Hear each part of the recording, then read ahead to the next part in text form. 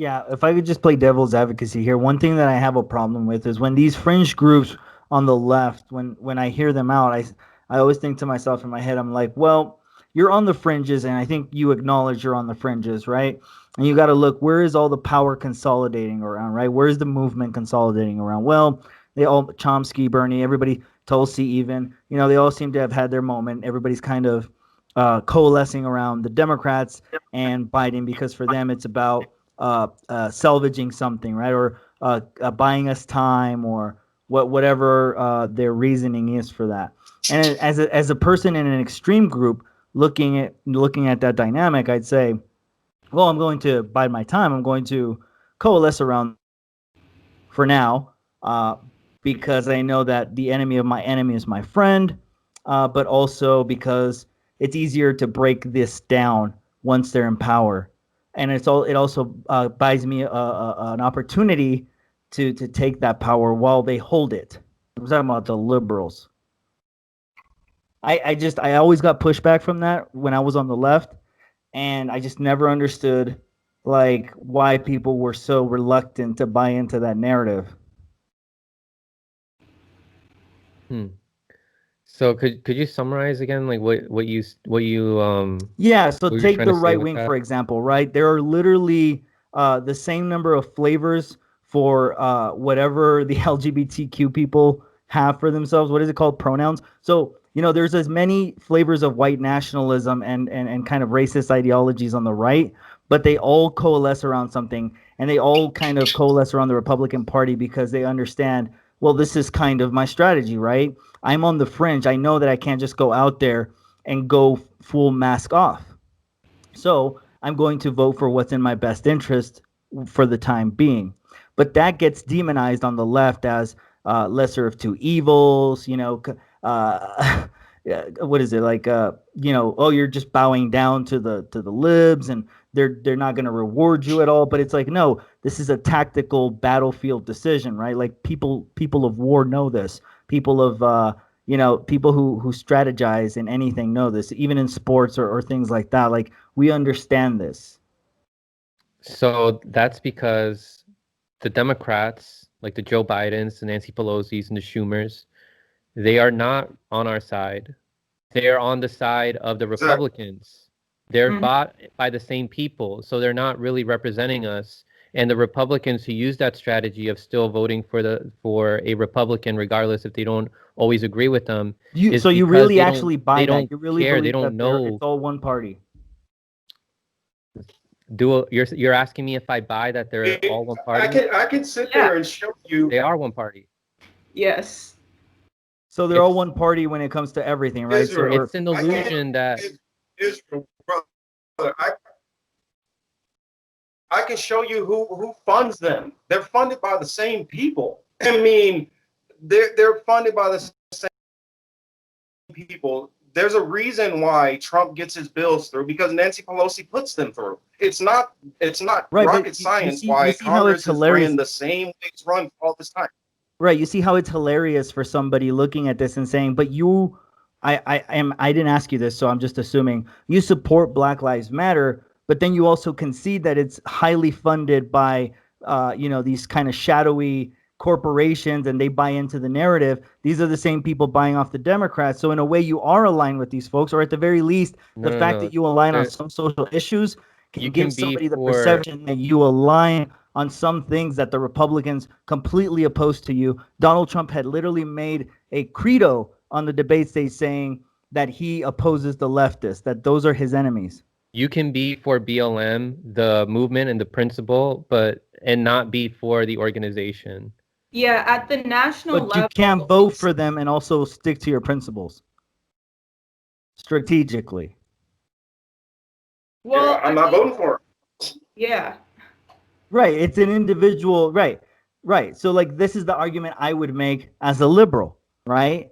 If we were to have that debate. But it seems clear that if somebody's not going to vote for them, fine. But then also, like, these kind of narratives about injections into Biden and this, if I was playing devil's advocate liberal, that could be taken as like, okay. Okay. Well, then why would I advocate for your vote next time? Why would I go to you and wait, say, wait. But here's the thing. I don't have to see voting for them does not get us anywhere, because what they do is they run and they gaslight on what they say they're going to do, and then they literally do nothing that we asked for. So I don't get how you say us giving the vote somehow gets us closer to anything. Because that's what protested Republicans against- fear the most. That's what they think, but it's wrong if you're talking about the real left. The real left does not get anything from the Democratic Party. Never Because have. you know what still goes on? Structural racism still moves on the same way. The wars still go on the same way. The tax cuts still stay the same way. Nothing changes. It changes 1 degree, 1 centimeter to the left, but that does nothing for what we're talking about. That gets us nowhere towards accomplishing anything that we're pushing for. And so Trump can say he's our avowed enemy if he wants to. The Democrats are our avowed enemy also. Right, but then can you have also two get hurt enemies. when you don't do anything, right? Like you allow Republicans, And that- you allow the that's greater why I evil. advocate No. You outside allow the the greater evil to do things like voter ID laws. You allow the greater evil to do its nefarious agenda. Okay, but then there's also another evil on the whole other side of that that's gonna wreak havoc. Like I am terrified of Kamala Harris. If she Yeah. Yes. like if Joe Biden, God forbid Joe Biden gets a stroke and Kamala comes into the presidency, you are giving the keys over to the national security state. That prospect is something that terrifies me Yeah, more I than agree with you, and more I than would try to Trump. convince you to vote for Trump. It won't convince me to vote for Trump No. either, because See, he's also a neocon there- tool. He me- continued and expanded the same exact policies that Barack Obama did. If I truly believed that Trump was a populist, then I would have more faith in him to drop the charges on Julian Assange.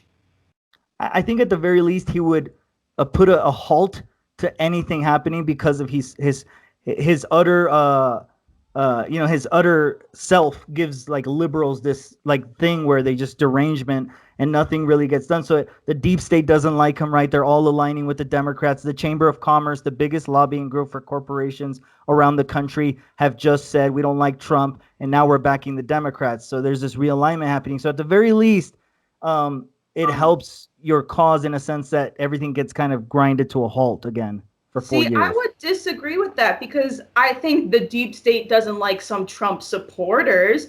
I definitely Interesting. think there's some Trump supporters that the deep state doesn't like, but I think the deep state loves Trump. He's employed people like Elliot Abrams, Mike, we lied, we cheated, we stole. Pompeo is literally his Secretary of State. And he promised to drain the swamp while essentially filling his whole cabinet with the swamp. So I still don't have much hope that, he would be any kind of threat to the deep state, just seeing what he's already done. He talked the talk. He'll talk the talk. I'll give him that. And it's great to see. It's great to see someone speaking about stuff like that and stuff like the military industrial complex and calling out the deep state. But at the end of the day, he doesn't follow through with actions. I'm really And glad another that thing, I you gotta guys- say one other thing too. Yeah, go ahead. Well, one thing real quick. When you were saying like, oh well, when you get something from Biden is literally the man who has probably done the most negative destruction to the black community directly of any person elected. And you're telling me that, oh well, because he's a Democrat, then that's going to help me somehow. This man has done more actual damage to my community. So how I'm supposed to trust that he's going to help me? How? I look at one has a gun, one has a knife. What's the difference? Yeah. Well, I mean, I agree with you. That's why I'm voting for Trump, right? Because like I side with my civil liberties more. I'm willing to compromise on economics. I'm okay class wise. I'm not like in any like, poverty danger. So I admit that. So I'm admitting that, I guess you can call that privilege, right? And I see it, but I'm also like, yeah, my interest is with Trump right now because of that civil liberties, libertarian streak. So I was just playing kind of a liberal role when I was saying those things about Biden. I feel like that's what a liberal would kind of try to articulate to someone who's like on the far left grouping. I'm really Yeah, but glad we that don't hear none of that. I'm really glad Marcus and Glory are here to give Israel another perspective, because me and him have been having this debate for months.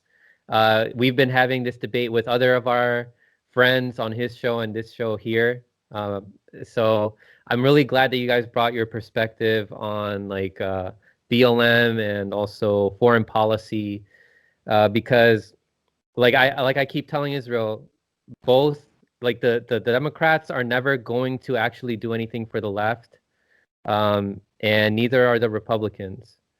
So the best thing we can do is apply pressure outside the system, because we've tried voting lesser of two evils now for 40 plus years, and it just hasn't worked at all. It's what led us to where we're at now, and why we got that shit show on Tuesday that we had to cover. But